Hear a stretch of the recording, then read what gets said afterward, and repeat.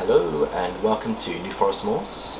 Thank you so much everyone for jumping onto our channel. Our subscribers are slowly building, Jared, and I think these extra videos are getting out there and more and more people are becoming aware of our channel. So we'd like to welcome any of our new subscribers and obviously thank all our ongoing subscribers for the love and support. We've had a couple of nice messages. Patrick, who's one of our most faithful of subscribers, he watches every video and he puts a lot of comments in our videos, and we'd like to thank Patrick very much for your support. And as I've been connecting with all the other subscribers and all the other different YouTubers out there, I've noticed that Patrick is very supportive of all new channels and existing and established channels, so thank you very much, Patrick. Now Jared, Patrick had a question. He's got a male boy that he's a little bit worried about. It's been off food for a while and he's quite a good size now, so I think he's actually a mature male, but he's tried so many things and he just can't seem to get it to feed. Any ideas of what we could help him with in terms of maybe helping him? It might be that the male goes off food and whatever you do he'll stay off food for a while, but there are some little tricks that we've learned ourselves. Any ideas, Jared, on your side? I think usually with snakes they tell you when they want to eat, and as long as your husbandry's fine, then it should just be a matter of time before he comes back on it. Yeah. Also with breeding season coming up, he's probably more interested in a female than he is in food right now. Yeah, I did ask Patrick that one, and I think his girls are yet to reach sexual maturity, so I don't think he's turned off because of the hormones. Yeah, I don't know. I had a snake by himself. Yeah. That turned off. Really? Yeah. Well, irrespective of what was going on? Yeah. Well, that's interesting. I wonder whether boys get to sexual maturity and think, I'm big enough now, I'm going to turn off. We certainly had that with two of our boys. And even though the females are small, they still smell like females. They still give off hormones. I'm glad you mentioned that, Jared, because today we're going to do something very special using the ultrasound. We're going to look at the anatomy of the snake, and I've got some diagrams that we're going to refer to on the wider screen a bit later, and just go through and just look at, to help me. Jared's very good at pinpointing the follicles. For me, I haven't quite got it, and we're very new to this, so there's going to be a learning curve. But I thought if I study the anatomy of the snake first and know where the follicles are going to be coming from, and actually position the heart, the gallbladder, the lungs, and understand where the liver is, and understand, we might be able to pick up these organs on the ultrasound. And what we're going to do is we're going to look at today, I think 3 or 4 of our girls that we bred, or at least we produced 2 years ago, that were about 2.5 years of age. Some of them were between 1,300 and 1,400 grams, and some were as low as 1,000. So like Shadow's just over 1,000, Jared. She's about 1,100. She's only a year old though. And that one's only a year and a half old, isn't she? So she's a year and a half, the others are 2.5. So what we're going to do is I'm very intrigued to know when the follicles start to grow, when they start to show themselves. Now I'm not saying that we're going to breed these girls, because we're planning to breed the girls next year, and obviously we want to make sure that they're sexually mature, but I thought it would be very interesting to use the ultrasound to see what size their follicles are from 1,000 grams up, to see what's going on, because a lot of people are still questioning what happens when a girl hits 1,000 grams. She goes off food, she hits a wall, she doesn't want to go, and there's lots of theories out there, and I'm just wondering whether their follicle sizes could have something to do with it as well. So if we can maybe get a 1,000 gram girl and do an internal inspection of her. External, but external inspection that shows the inside. And we're not going inside her. Yeah, I mean, so what I'm trying to say, Chad, is the probe will do the internal inspection for us, and then we'll have a look and see what's going on. It might unlock a few things for us, but I do think it's really fascinating. But just coming back to Patrick, I mean, one of the things he said is that when he feeds, he does actually feed during the day, and I suggested to try nighttime feed. Yeah. And the other thing is just to have 15 minutes of that rat smelling and permeating in the room for 15 minutes to get the boy scented on that. And I think he's going to try a couple of those. He's already moved across to cocoa husk, he's already reduced the size of the rub, so he's done a couple of things already to try and help him feed. One thing I have noticed is he's using hot water to defrost his rat, I think. And I think that's not necessarily a good move, because I think they recommend either defrosting in a fridge for 24 hours on a frozen rat, or I think 30 minutes to an hour in cool water, in other words room temperature water, is also recommended, I think. So it might be that if the prey item is getting too hot too quickly, he might be turning his nose up on that, or it might be also you've got to be careful because you can encourage bacterial growth if you defrost using hot water. So that's something I think to be avoided, but certainly to be able to do that. The other thing I learned from a very experienced breeder last year when I had Ezra, who I was just trying to get back on food, is he said that I was making a mistake of washing out the flavour of the rat, and he suggested that I leave it in a bag, put it in the cool water to defrost, and actually keep it dry, keep its flavour, keep we wash out half of the scent of the rat by putting them in water. So you'll notice today, I'll just show you what we're doing. We've got a few snakes to feed a bit later, and what Jared and I have done is we've learned on the multis, I'll just show you my technique, and something that we've just kind of fine-tuned that we find works well, is here we have 20 multis. They're not sitting in water, they're actually, if you look, that's just room temperature water, and what they're doing is the water's not going into the bags, and I will flip them over a bit later. They will be fully defrosted, but when I open the bags they're not going to be wet and soggy, hopefully, unless the bags have got holes in them, which I've had that problem before. So I use just a little bit of water, I put them in the room temperature, and then when we come back to them we switch them over, and that way you ended up defrosting and you're keeping the dryness of the animal, but you're also keeping the flavour of the animal. So that might be something that might unlock any tricky feeders. It's just a little technique that we use that works well, and since we've been doing it we've had very few problems with feeding. So by all means, Patrick, give that a go. The other bit of troubleshooting we've been doing today, Jared, is if we come over here, yesterday we were talking about the problem with the fogger. Now the fogger is working really well at the moment, and I thought it was because I was decalcifying all the filters. Turns out it's nothing to do with that at all. It turns out I've just learned that to use these foggers, to get the fogger to push up, it has to draw in air, and there's an air filter at the very base of these units. And what was going on is some of the water condensation was falling into the rub that I keep it in, and as the water was coming up it was blocking off any air passages on the filter underneath. And I'll probably show you, I can show you what it looks like if you want. If you have a little look underneath, I'll just try and lift that out, see whether we can have a little look underneath, Jared, and you'll see there's a little air filter under there. Can you see it? Yeah. Can you see that air filter? So it draws in air just there. It's a little bit of filter there that draws in the air, and that was sitting in a pool of water. I don't know what I've done there, I've automatically changed the timing on it, but I'll just push it back up again to level 2. We've got about 60% humidity at the moment, which is really where I want it to be. Right, let's move across. Oh, there was one other technical problem. We've got frosts occurring in the UK, and there couldn't be a better time for us to keep an eye on our temps. And Jared's increased the ambient temperature while I was away. You've increased the heater over here, haven't you? Mm-hmm. So when we come into the facility it's cosy. When we're walking outside it's quite cold. But what we've noticed, and we thought this could be a problem, when we had to move 6 snakes, the very bottom of our rubs down here, Jared, we are only getting 80 to 82 degrees Fahrenheit on that. And what we decided to do is we've got to troubleshoot this problem. We've either got to put a separate thermostat on there, yeah, or Jared, you suggested putting them on casters to lift them off the floor. Yeah. But we made one mistake when we built the facilities. We didn't put underfloor heating. We've got insulation, but when you get really frosty cold weather here in the forest, that coldness comes up from the ground, and the first things to get hit is any snake that's on the base gets hit on those temperatures. So if you're going to be building a facility, I'd recommend making sure, if you can afford it, underfloor heating if you're in a cold climate. And then the other thing to consider is to lift, either put extra insulation or lift everything up off the floor on casters. That's why a lot of the top professionals are using, casters on their rubs, Jared. So that's something we need to look at and problem solve, because that takes out at least 6 on this side. We only find the problems on this side, it's not so much on that side. So it's obviously warmer on that side, but it's cooler on this side. So there's a little bit of troubleshooting that we need to look at here.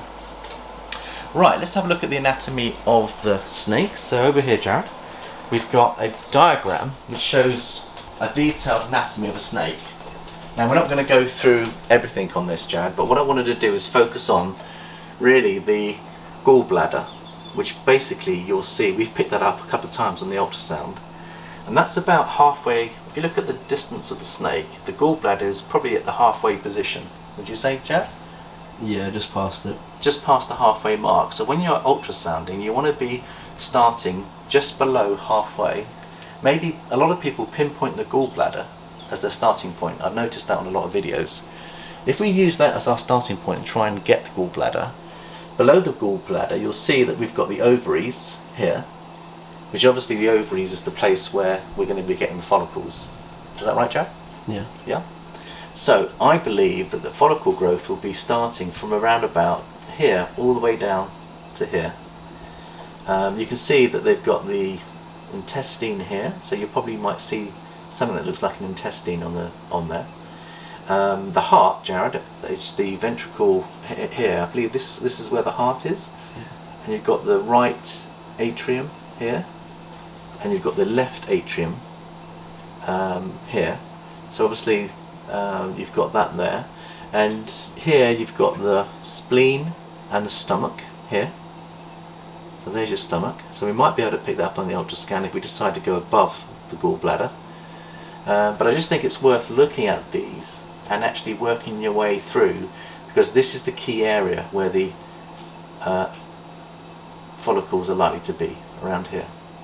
So with that said, let's go and have a look at some animals. How are we doing for time, Jared? 11 minutes used. 11 minutes used, right. So let's have a look at some of our projects.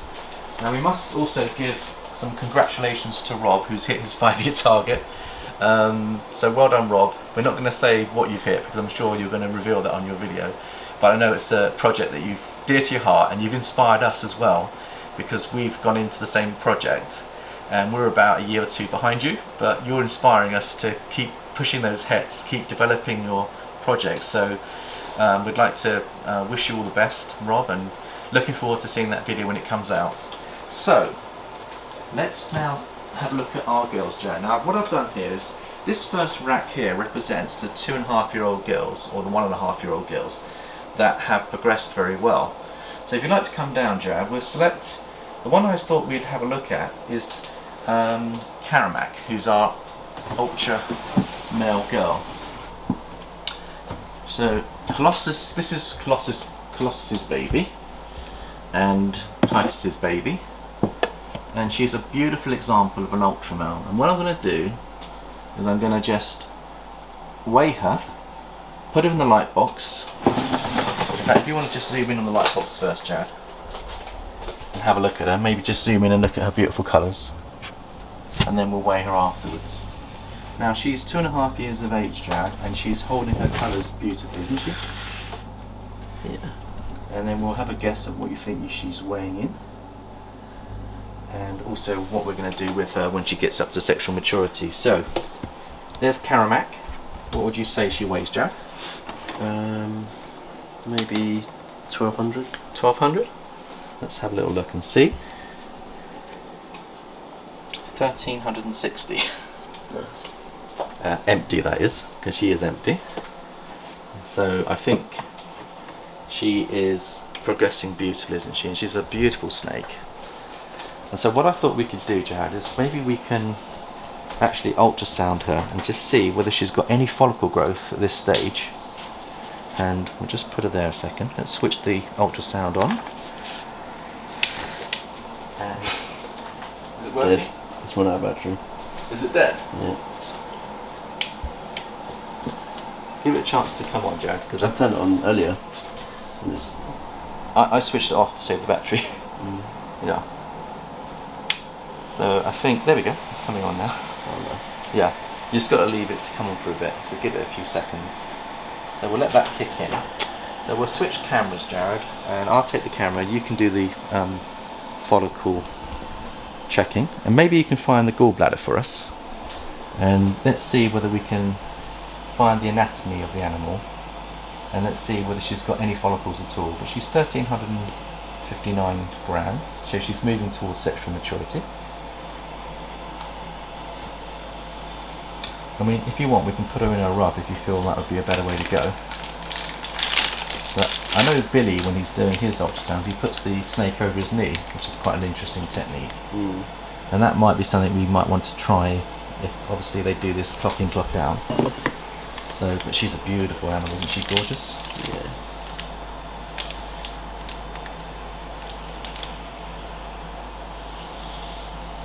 Just straighten up this part.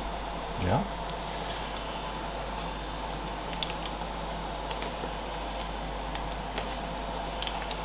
What I'll do is if I move the ultrasound so it's facing us, we can see both the snake and the ultrasound together. She wants to be part of the action. Okay. Is that good?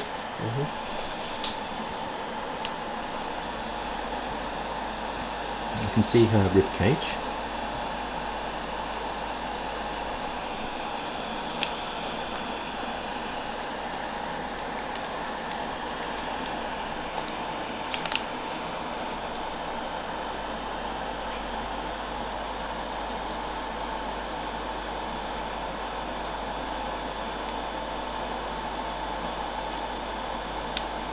Ah, what was that? I thought I saw something there. Some little follicles, is that? Can you see those, Joe? I think it's the lack of gel. Let's put some more gel on there. Just slowly moving backwards. I'll top you up with some gel and then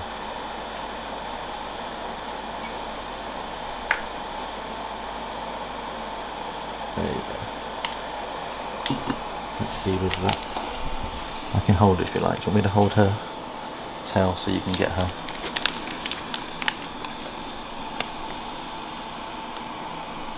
You got her?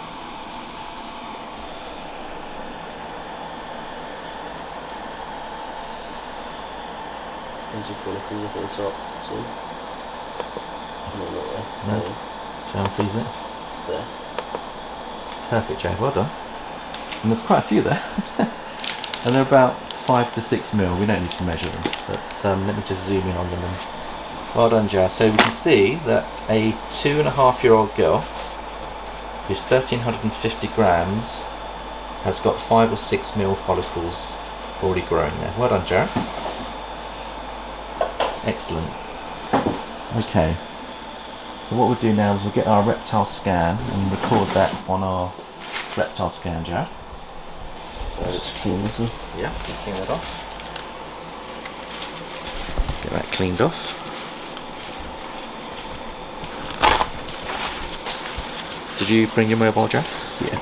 Yeah. If you want to just update the reptile scan, I'll get the new snake out, get them ready. And we can record her weight as well. We know she's 13, 15, she's already starting to build follicles.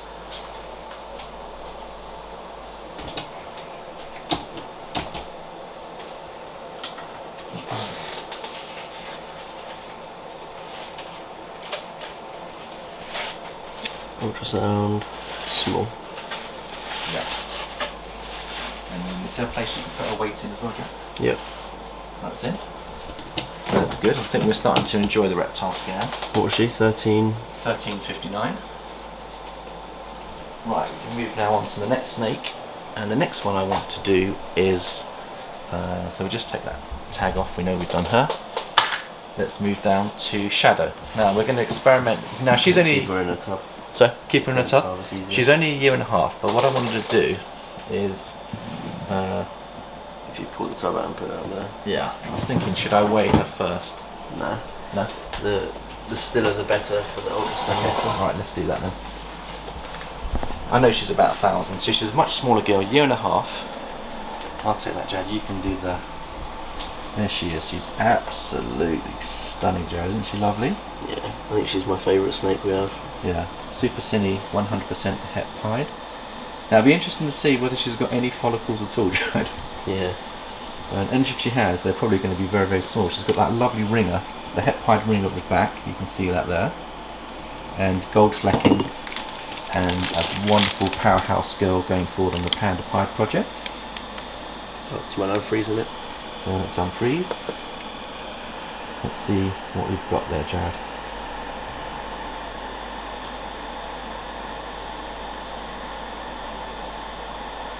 So do you reckon that's the intestine? That long squiggly thing? Could be.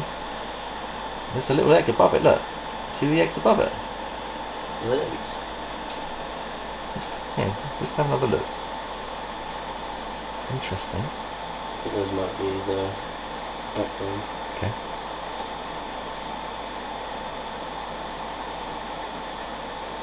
It'd be amazing if she's got follicles at this early stage. See if Jack can find any. It'd be interesting to see.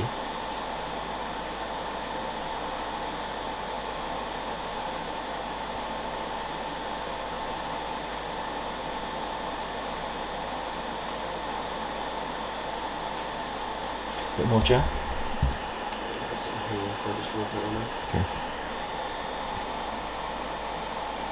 Obviously, the smaller the female, the harder it is to find follicles, because if she's got them, they're going to be pretty small.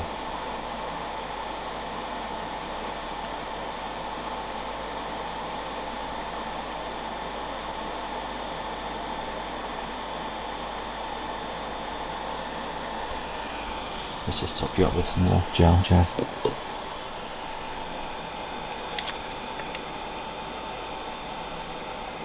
You just squeeze it hard, it'll come out. There you go. There we go. Just being well behaved for you, Jack. She's always been... There's the gallbladder. Okay. Yeah. Yeah. That's good. Work your way up, Jan. Let's see if we can see her anatomy, because she may not have the follicles, but we might better study her anatomy and see what's going on. Maybe you can find her liver, kidney and heart even. The heart's right at the top, I don't know if that will work. Yeah. There's something there along the top. Yeah. So find that gallbladder, Jared, and work your way down again, then let's see if you can find any. I'd be interested to see if she's got any follicles at her size at all.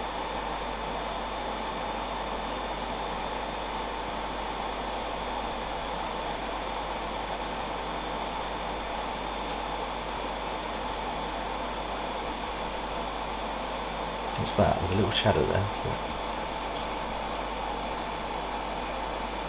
Yeah, it's a rib cage. Yeah. It's good. I mean, it's interesting. We're certainly struggling to find any follicles. If she's got any, they're tiny. Yeah, so that kind of confirms that she's definitely not ready at all, and we knew that, but it's just interesting to see at what stage we can spot follicles, Jan. So that's really, really interesting. So, beautiful. Thank you, Jan.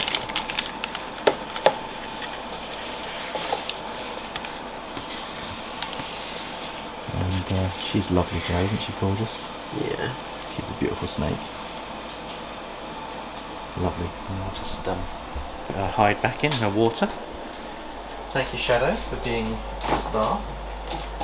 And I think, just in the interest of time, Jared, what we'll do is we'll just do one more, and then we'll call it a wrap. We do want to talk about, and on another video, we do want to talk about choosing males for these projects, and we want to talk about the Panda Pied project. We want to talk about our Axanthic clown project, and we've got a couple of beautiful other projects we're looking at, which is the blackhead clowns, super blackhead clowns, Jared. They're amazing, aren't they? And we'll probably do that on the next video. But the next one I thought we'd have a look at is Curiosity. Now, Curiosity is, talking of our let's have a look. Now she is I think she's a double het. She's a pastel double het Atlantic clown. There we go. And she's, I'm going to just check her and see whether she's got any follicle development. I think she's about 1,300 grams, Jared. So she's about 2.5 years old. Let's see if we can find any follicles on her.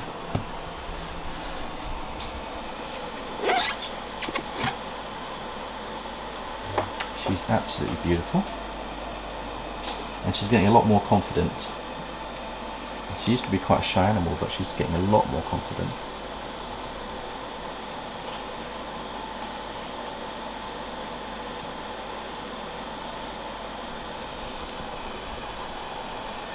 Okay, that should be straight enough. Okay.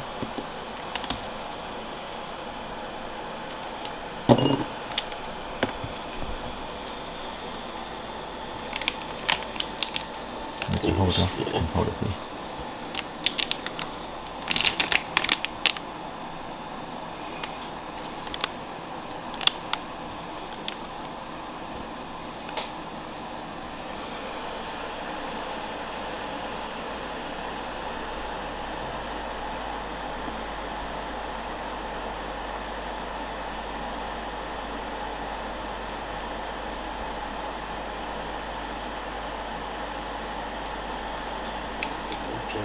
Bit more, Joe.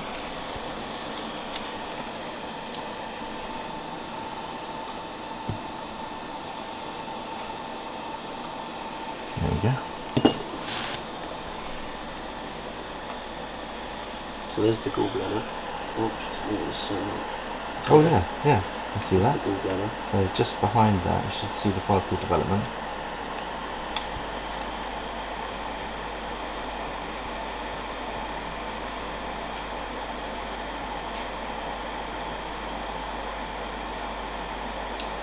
She's moving so much. Yeah, yeah. Oh yeah, it's like, yeah, what's that? There's a black marble that went through. And she's not No. playing ball. I think we'll get the pillowcase out as a recommendation from Rob. There's someone up there. Yeah. Isn't it? Yeah. That's it. So freeze it. I'm sure I found it again. There you go. So she's got a very small follicle there. So she's again about 5. There's the follicle there. About 5 or 6 mil. So the fact is they do develop them quite early, and obviously as she matures and grows, they will grow with her. So thank you, Jared. We'll just slip her back. Can we clean her off? We'll clean her off. There you go, darling. Thank you very much. And our husband Jared is up to size. Now we've got double het to double het. So what's the chances of hitting an Axanthic clown from this girl? Well, I think you get 25% chance of hitting a clown, 25% chance of hitting a Axanthic. Yeah. So On a double het then, is it 1 out of 16? maybe. Yeah. Right, we'll just slip her back. And we'll just, in the last couple of minutes, we'll just get her husband out and just show you him. And then I think we'll call that a wrap. Right, thank you, Curiosity. And she certainly does live up to her name, Jared. Yeah. Yeah. Right, let's get the hubby out. Which I think is, where is he? Galileo. He's super pastel, isn't he? He's Super Pastel, double het for Axanthic. So let's have a look at him. Now we haven't actually checked if he's producing sperm, Jack. Do you mind if you He's do? definitely got it. Definitely. How do you know? Size of him, age of him. So he's over 1,000. A little bit hissy. Let's just pop him and see whether he's producing sperm. Try and relax him. Yeah.